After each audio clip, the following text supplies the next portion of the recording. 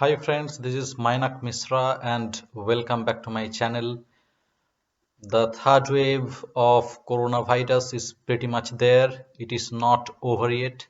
So I believe you and your family members are taking care of yourselves and keeping well. Please take care of yourself and your family members.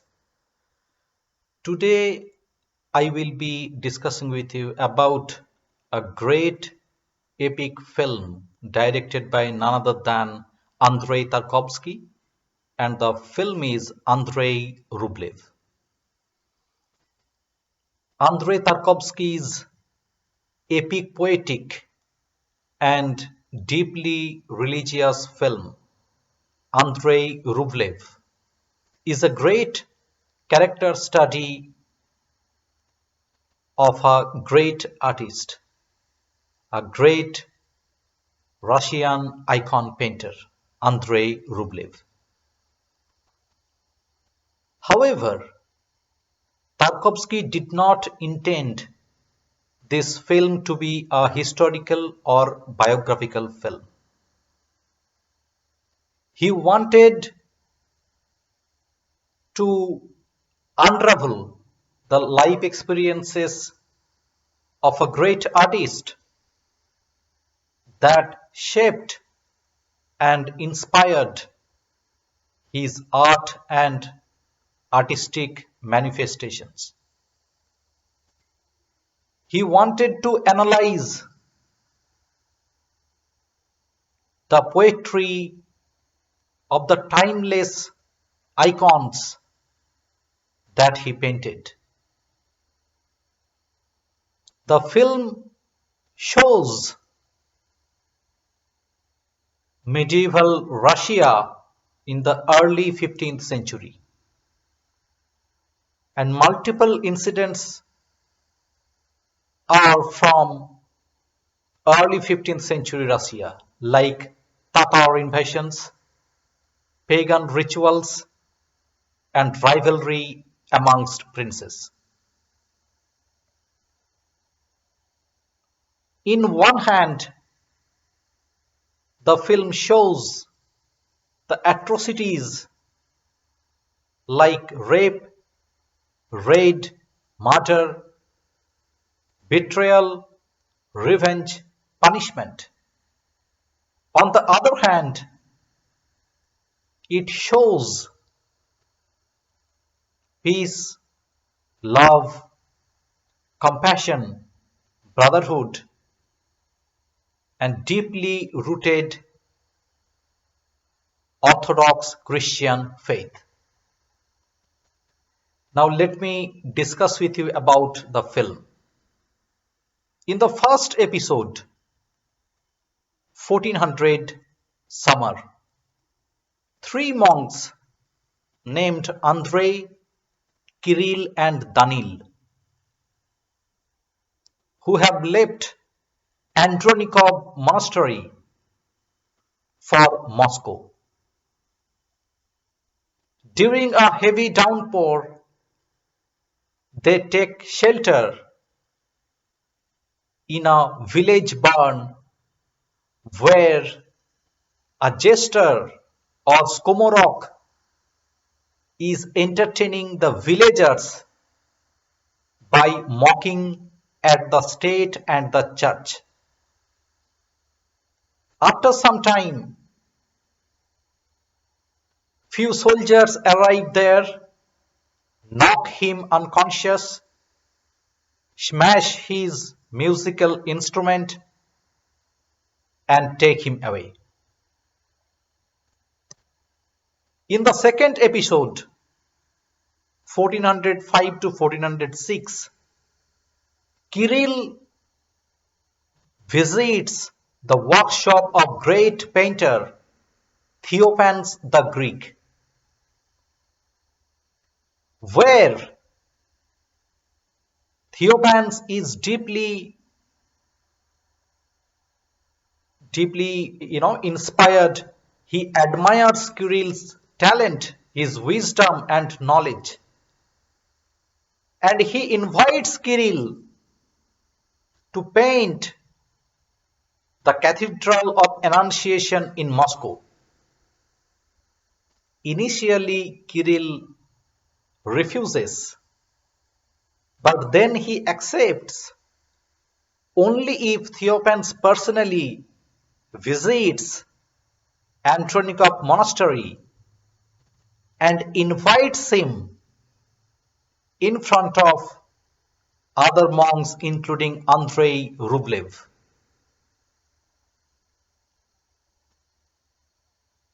After a few days, a messenger arrives at the Andronikov monastery, but instead of Kirill, invites Andrei. This job offer to Andrei irritates or agitates both Danil and Kirill. Danil immediately refuses to accompany Andrei to Moscow, but he wishes him good luck. But Kirill is not able to control his anger and leaves Andronikov monastery. While walking off the snowy yard of the monastery, his dog follows him, but he beats it to death with his walking stick. In the third episode, 1406, Passion, Andrei leaves for Moscow, leaves Andronikov monastery for Moscow with his young disciple Foma. But Foma lies sometimes and is not interested to seek deeper meaning of his work.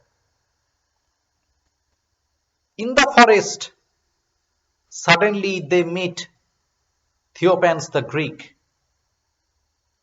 who only talks about negativities and pessimism in front of Andrei. He says that the Russian people are benighted because of their stupidity. He also says that if Christ is born now, people will again crucify him.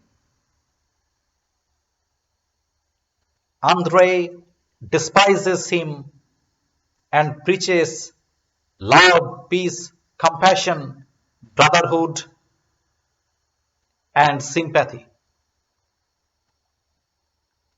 He even says that who crucified Christ were actually following God's order. In the fourth episode, the holiday 1408, Andrei witnesses pagan rituals while collecting firewood in the forest. He spies on a couple making love and gets caught. A few pagan men tie his hands upward with a wooden pillar in a hut. A pagan woman named Martha comes to his rescue. She puts off her fur coat, kisses Andrei being naked, unties his hands. In reply to Andrei's sharp criticism of her religion, she argues that her religion is nothing but love. The next morning, a group of soldiers chases the pagans, and Martha's lover gets caught. However, Martha escapes, swimming naked across the river, passing just by the boat, carrying Andrei and other monks, who look away in shame. In the fifth episode, The Last Judgment, summer 1408, Andrei and Danil are decorating a church in Vladimir. But Andrei loses his inspiration to paint a pessimistic and terrifying subject like the Last Judgment. Foma leaves Andrei for painting smaller churches. The Grand Duke is dissatisfied with the works of the artisans and orders them to paint the walls of his house as per his wish. But the artisans already had the contract to paint the house of his younger brother. They even proclaim that the painting of his brother's house will be much better than the painting of his house. This utterly irritates the Grand Duke, and his soldiers gouge out the eyes of the artisans when they were walking through the forest. This act of revenge disappoints Andrei to a great extent, and he throws paints on the walls of the church in anger. This haphazard paint on the walls of the church frustrates Durochka, who is an innocent girl and referred as God's fool. Durochka's innocence inspires Andrei to paint a feast.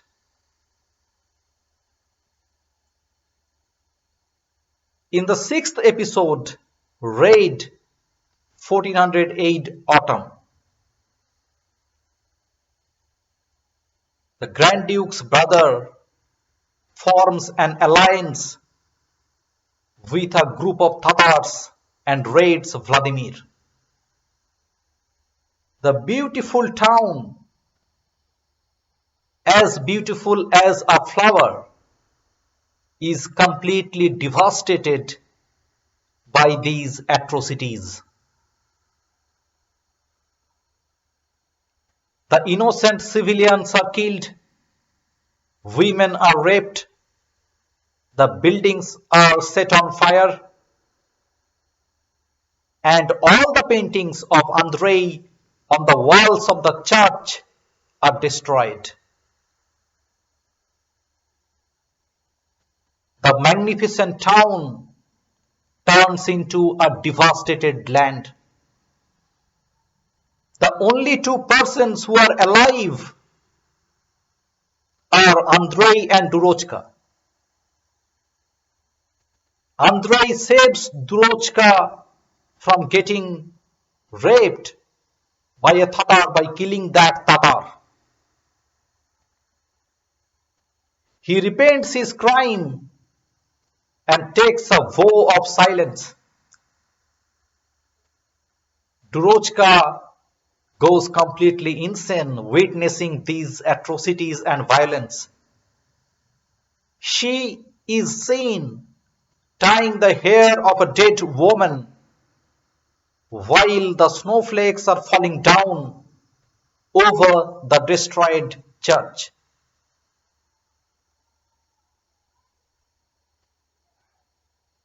In the seventh episode, Silence 1412 Winter, Andrei is back to Andronikov Monastery, but he still maintains the vow of silence and does not speak. Durochka also lives there. A group of Tatars stops at the monastery while crossing that region. They are impressed by Durochka's innocence and play with her. Andrei tries to drag her away but fails as she is attracted by the horned helmet gifted to her by a Tatar who marries her as his eighth wife and takes her away. Kirill returns to the monastery and begs forgiveness from the father. The father pardons him on the condition of copying out the holy scriptures 15 times in punishment. Kirill tries to make a conversation with Andrei but fails as Andrei is still maintaining the vow of silence and he does not reciprocate. He does not talk. In the 8th episode, The Bell 1423 to 1424, a young boy named Boriska takes the charge of making a bronze church bell. He supervises the project, including selection of the clay and pit location, building of the mold, firing of the furnace and hoisting of the bell. He clarifies that his father revealed the bell making formula to him in secret. But when the bell is about to be ringed, he has his self-doubts and he thinks that bell cannot be ringed. He starts crying and praying to God for help, which is silently observed by Andrei. When the bell finally rings, Andrei comes to him and consoles him that he has done a pretty good job. He says that now onwards they will work together. Boriska will cast bells and Andrei will paint icons. During the hoisting ceremony, Durochka appears amongst the crowd with her Tatar son, but goes away a little later. The film also has a prologue section and an epilogue section. Prologue section is before the first episode where a man named Yefim takes a flight on a gas balloon that crashes on the ground a little later, killing him. This prologue section shows the daring nature of humans who can even risk their lives for their passion. And at the end of the prologue section, a rolling horse is seen. That is a sign of hope. The epilogue section is in color. That is the only section in the entire film which is in color. And it shows multiple classic icons that Andrei Rublev painted, including enthroned Christ, birth of Christ, 12 apostles, the Trinity, the crucifixion of Christ. All these timeless, iconic images. And the film ends with four horses standing in thunder and rain. Horses and rain are recurring themes of Tarkovsky's films that signify hope. And the hope inspires us to keep moving forward in life.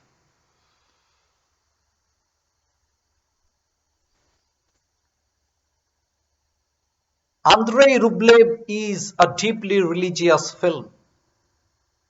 Tarkovsky himself was a great believer in Orthodox Christianity.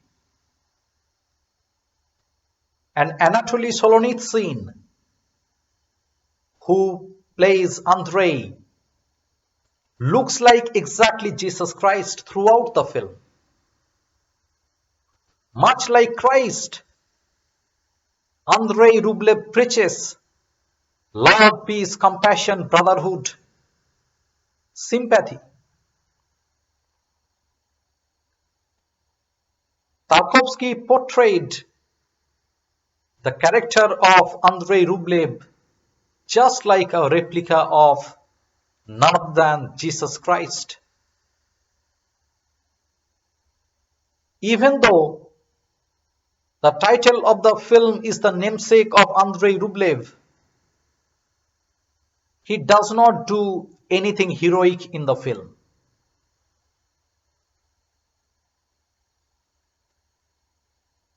We never see him painting. In the latter part of the film, he takes a vow of silence and does not speak. In multiple scenes, he is not present at all.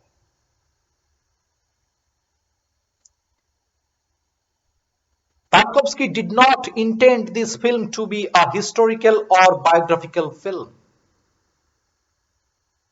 He wanted historical representation over historical accuracies. He wanted to dig deeper into Andrei Rublev's life, to know his life experiences that inspired and shaped his art and artistic manifestations. He wanted to analyze the poetry of his timeless icons that he painted. This is a rare poetic film wherein a great artist digs deeper into the life of another great artist. Andrei Rublev features multiple iconic shots by cinematographer Vadim Yusov. The prologue section has some highly skilled overhead shots. Vadim Yusov's camera efficiently captures the crude facets of violence on the screen almost throughout the film. His camera also captures the actions and emotions of Christ-like figure Andrei Rublev.